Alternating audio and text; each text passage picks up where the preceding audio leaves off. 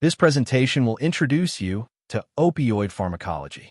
We'll be covering the classification of opioid drugs, their pharmacology, the effects of opioid use, and the signs and symptoms of both opioid intoxication and withdrawal. By the end of this session, you'll be able to understand the classification of opioid drugs, understand the pharmacology of opioids, describe the effects of opioid use, understand the signs and symptoms of opioid intoxication and withdrawal. Our presentation will follow this outline.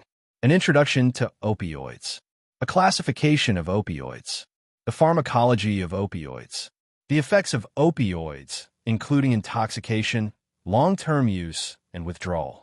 To begin, let's brainstorm for a few minutes. What are opioids, and what are some of the opioids you are familiar with? Opioids are a class of drugs derived from the opium poppy. Opium is the milky juice or dried exudate of the opium poppy and contains about 20 alkaloids. Opiates are agents derived specifically from opium. The term opioids refers to all substances, whether they are naturally occurring or produced in the body, that have morphine-like properties. Opioids are a class of drugs that are a type of alkaloid. They have morphine-like properties and effects and activate opioid receptors in the brain and other parts of the body.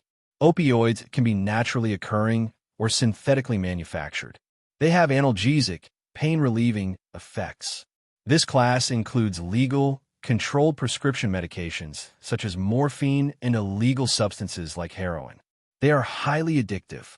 The opioid crisis, which is the misuse and addiction to opioids, is a global phenomenon that includes prescription pain relievers, heroin, and synthetic opioids.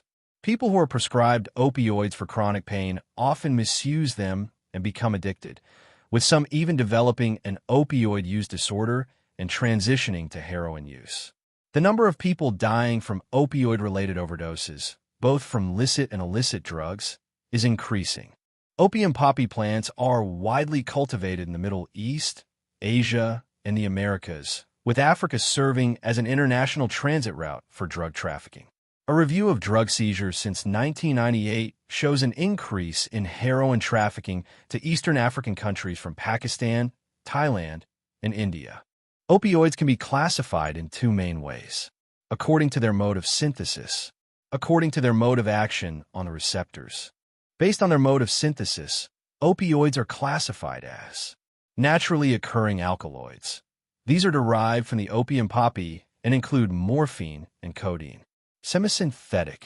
These are derived from the chemical manipulation of alkaloids. Examples include dihydrocodeine, heroin, and hydromorphone. Synthetic. These have no natural source and are produced purely by design. Examples include methadone, pentazocine, meperidine/pethidine, and fentanyl.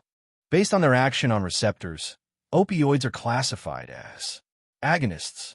These bind to and activate the opioid receptor.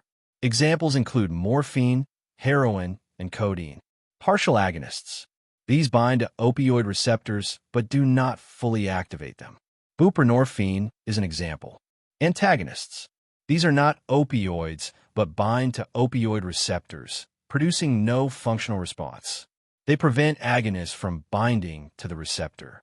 Examples include naloxone and naltrexone. Some commonly prescribed opioids include methadone, buprenorphine, morphine, codeine, hydroxycodone, fentanyl, oxycodone, and pethidine. There are three recognized opioid receptors: mu, kappa, and delta. Most available opioid analgesics primarily act on mu receptors. These receptors are inhibitory and are located in the central nervous system, peripheral nervous system, and gastrointestinal tract. The addictive properties of opioids are thought to be due to the activation of dopaminergic neurons. The body also produces natural opioid peptides like enkephalins, endorphins, and dynorphins, which mediate pain suppression and are released after an injury. Let's look at the effects associated with each opioid receptor class. Mu receptors can cause euphoria, respiratory depression, analgesia, confusion, dizziness, bradycardia, sedation, urinary retention, meiosis, nausea, vomiting, and a reduction in gastric motility.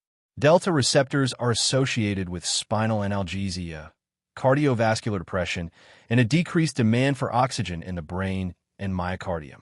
Kappa receptors can cause spinal analgesia, dysphoria, diuresis, and psychomimetic effects.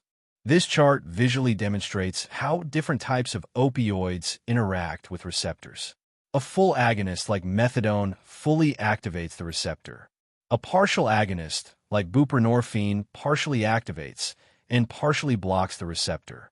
An antagonist like naloxone does not activate the receptor but displaces and blocks other opioids for binding. This graph conceptually shows the effect of a full agonist, methadone, a partial agonist, buprenorphine, and an antagonist, naloxone, on opioid receptors at different doses. As the dose increases, a full agonist effect continues to rise, while partial agonist effect plateaus at a certain level. An antagonist, on the other hand, produces no opioid effect, regardless of the dose. Finally, let's take a few minutes for a quick brainstorming session. What are some of the effects of opioids? And what are some of the clinical uses of opioids that you know of?